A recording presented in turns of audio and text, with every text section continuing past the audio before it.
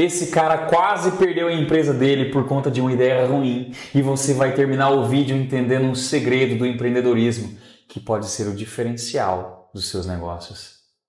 Todo mundo do Brasil conhece um produto que bombou no mercado há mais ou menos uns 8 anos atrás, o iogurte grego. E agora eu vou te contar um caso que quase levou à ruína uma empresa. E você vai entender muita coisa de como o mercado consumidor funciona no Brasil e no mundo. Então fica até o final porque vai valer a pena. Primeiro eu vou te contar uma pequena história, depois eu te trago as lições. Há alguns anos atrás, um empresário amigo meu do ramo de laticínios brilhou os olhos ao saber que tinha um produto no mercado norte-americano que estava ganhando uma legião de fãs, o iogurte grego. O iogurte grego é um iogurte normal, só que o leite fermentado é obtido pela remoção parcial do soro de forma artesanal, com um saco de pano. Como boa parte do soro do produto vai embora, no final ele ganha uma consistência firme, com mais proteína, mais gordura e etc. Sim, tira o soro do iogurte e sobra as coisas boas. Lá nos Estados Unidos, tinha 3 empresas que estavam fazendo um grande sucesso com esse produto. A Chobani, a Fage e a Yoplait. Daí, o empresário, dono do laticínio, viajou para os Estados Unidos, tomou os tais iogurtes gregos lá e voltou mais empolgado do que criança na véspera de Natal. Chegou aqui dizendo, nós também vamos produzir o grego da nossa marca. E é aqui que a história começa a ficar interessante. O primeiro passo dele foi contratar uma consultoria técnica para desenvolver o iogurte grego dele.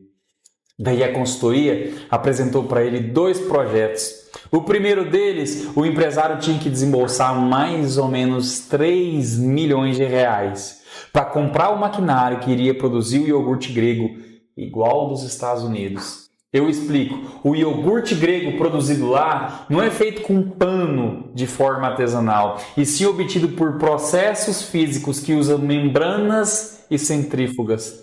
São os tanques grandes que batem o iogurte de maneira específica até tirar o soro dele, e assim obter o iogurte grego puro. E no segundo projeto, o cara ia fazer o iogurte grego do jeito que é feito pela grande maioria das empresas no Brasil. Ah, o Brasil. Aqui você sabe como que funciona. Eles pegam o iogurte normal e ao invés de bater o iogurte e tirar o soro, a gente põe proteína, espessante para obter mais densidade com menor custo. Coisa como concentrado proteico de leite, proteína concentrada do soro de leite, leite em pó, amido modificado, goma xantana, goma guar e etc. O empresário, meu amigo, estava com os olhos brilhando e disse, eu vou investir os 3 milhões e vou fazer o melhor iogurte grego do país. E é aqui que eu mereço seu like, porque eu vou te dar uma consultoria de graça, a mesma que eu dei para ele. E eu fiz desistir do projeto. E ele é meu amigo até hoje. Vem comigo. Número 1. Ele ia investir 3 milhões de reais para desenvolver um novo produto. Só que 3 milhões de reais para ele era muito dinheiro, representava mais de 40% do caixa anual do cara. Então a primeira coisa que eu fiz foi ajudá-lo a enxergar o tamanho do investimento baseado na quantidade de dinheiro que entrava na empresa dele todo ano. Ou seja, 40% de tudo que ele recebia pelas suas vendas num ano era só para implementar o projeto do iogurte norte-americano que estava na cabeça dele. Ele não tinha todo o dinheiro em caixa, ele teria que pegar dinheiro emprestado e vincular seus bens, como casa, prédio da empresa e tudo mais, como garantia do empréstimo. Só que eu já não sei se eu faria o negócio, mas calma, que a situação piora muito. Número 2, se ele desenvolvesse o iogurte grego tirando parte do produto e descartando, quer dizer que o custo dele ia ser bem mais caro.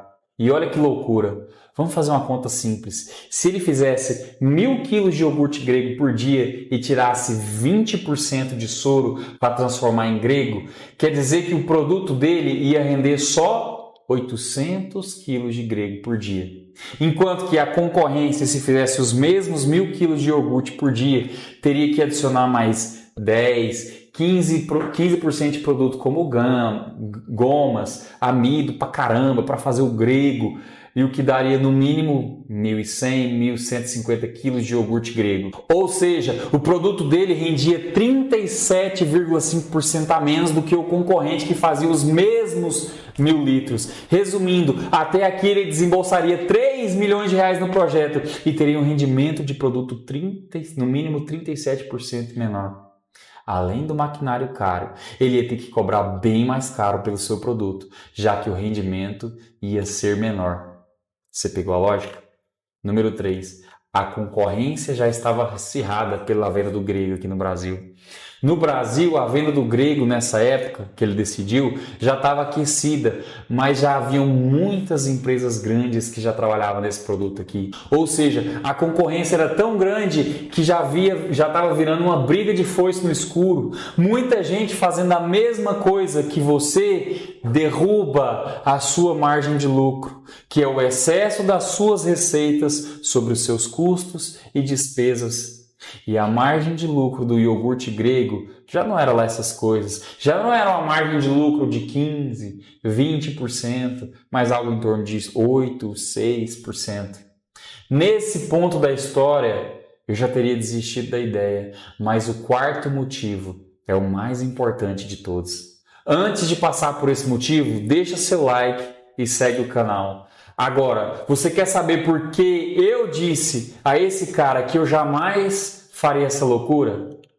Porque eu sou um empreendedor nato. Empreendedores adoram o risco, porque a gente adora a recompensa que está escondida atrás do problema. Só que tem uma baliza, tem um medidor desse risco que me impediria de fazer essa loucura. E esse medidor se chama número 4, percepção de valor do cliente. Anota isso. A percepção do valor do cliente é uma das métricas mais importantes de qualquer negócio. Se eu te der 200 mil reais agora na sua mão e falar para você escolher entre um Volkswagen Jetta GLI com 230 cavalos e uma BMW 320 de entrada com 180 cavalos, eu tenho certeza que 90% das pessoas escolheriam andar de quê? De BMW. Por quê? Porque no final, no empreendedorismo, a gente nunca está falando de produto ou de serviço, a gente está falando de sentimentos humanos. Você pegou a frase? Eu vou repetir.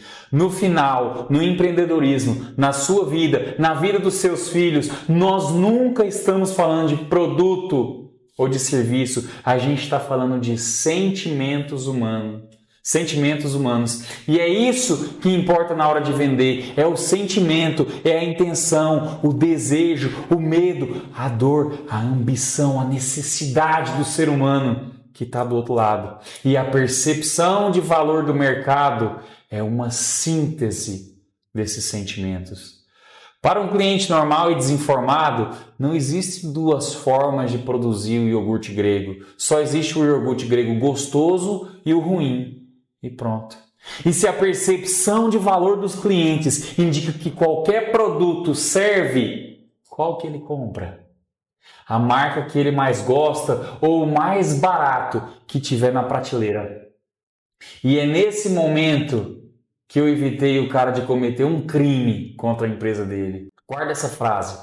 Se a percepção de valor do seu cliente indica que não tem diferença, não adianta você fazer um produto mais caro por um processo que é bem mais caro e tentar empurrar um iogurte valendo 50%, 60% a mais que o concorrente e achar que você vai vender horrores.